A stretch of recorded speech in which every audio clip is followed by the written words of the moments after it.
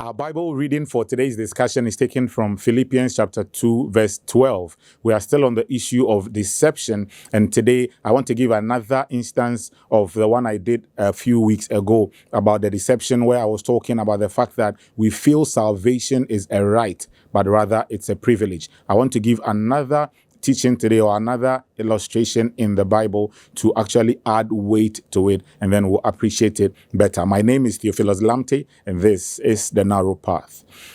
We were talking about Philippians chapter 2, verse 12, and Paul was talking to the church of Philippi, and what he was telling them was basically about the fact that there is a lot of work you need to put in. You see, there is this deception going on that you see somebody must come and force salvation onto you. And if he really believes that the thing he's talking about is true, he must convince me. It is actually a privilege. Don't get it wrong. It is an opportunity that we get, that people come to preach the gospel to us. It is not our right. So then, let's not make it extra difficult for the people God is sending our way to come and bring us the good news. Because no matter what it is, after a while, they would have to leave you, because there is a lot more people out there who need to hear the gospel. So if you don't open your heart and become receptive to the things that the people are bringing to you, they will not strive with you forever.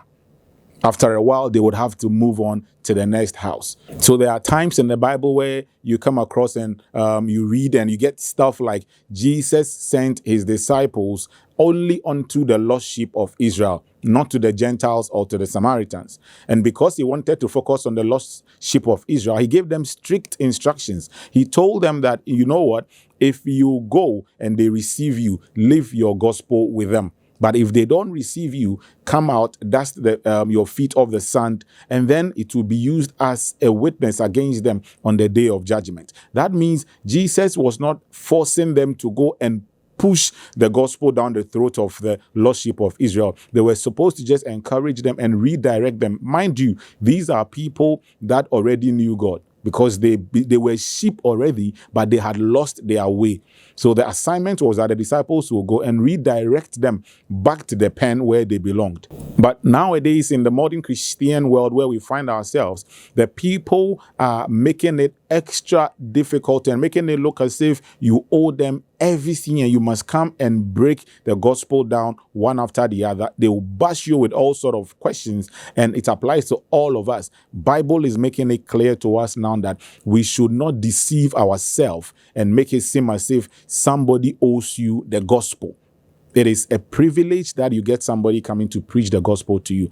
Bible said everyone will hear. The gospel will be preached all over the world. As to how you will hear it, it is up for discussion. Somebody will hear only during a dawn broadcast. Another person will hear by going to church. Somebody will hear through fellowship. But if you get the opportunity that somebody is coming to minister to you, please and please again, understand that it is not your right. So you must humble yourself and receive it with all humility.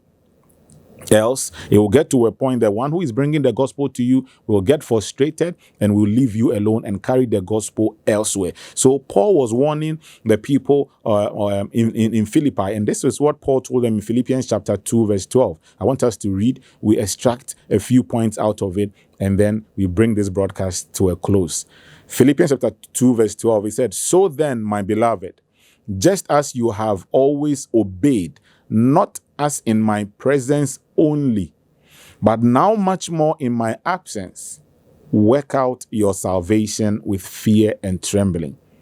This is so beautiful. This is an amazing thing that Paul was telling the Philippian church. He was telling them that, you see, I was there with you. You had the privilege or the opportunity of me being there with you to teach you and talk to you about Jesus Christ and preaching the good news to you. You obeyed it.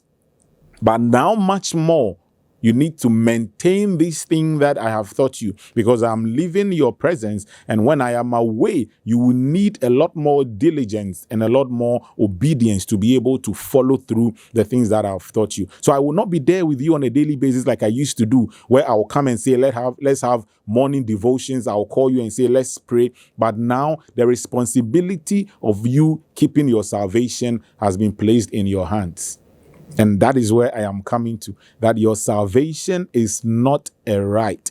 It is a privilege. So when you get people coming around to help you, you get people joining fellowships here and there so that we come together to help one another. It is not a right.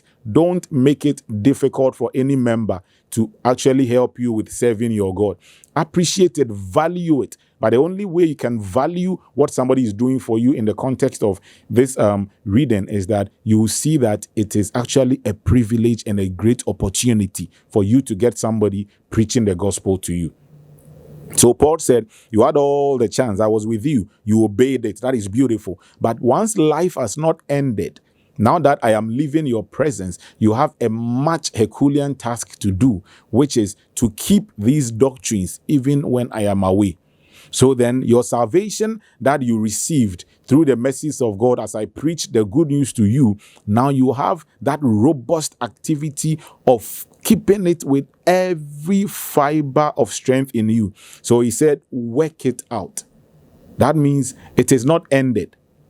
You must work it out on a daily basis with fear and trembling. You wake up every morning, something should make you want to do a spiritual diagnostics of yourself. You do a spiritual MRI of yourself to see if there are some hidden things in you that are contrary to what to ensure that your salvation is intact. And then you work on yourself. Don't expect that people will always look out for you and come and tell you or pinpoint the things that are not going well in your life that is taking you away from the salvation that you've received. After a while, your salvation becomes your sole responsibility. So Paul was telling them that now I am going away, but make sure that much more in my absence, you obey the things that I've taught you, that has brought you salvation. So work out your own salvation. He didn't say your pastor will work your salvation out for you. Neither did he say your father or your mother or your wife or your son or daughter. He said work out your own salvation with fear and trembling. Wake up every morning, do an analysis of how your life has been, and if there are chances that you faltered along the line, which obviously most of us are victims to this thing, we need to work it out on a daily. So Jesus was talking to the disciples the other day in Luke 14. He told them, if you want to follow me or be a true disciple of me, you must carry your cross daily. The life of a believer is not about enjoyment. The life of a believer is about endurance. So Jesus said, those that will be saved are those that will be able to endure till the end. You carry your cross on a daily basis to receive a crown at the end. There are one or two things that I wanted just to outline.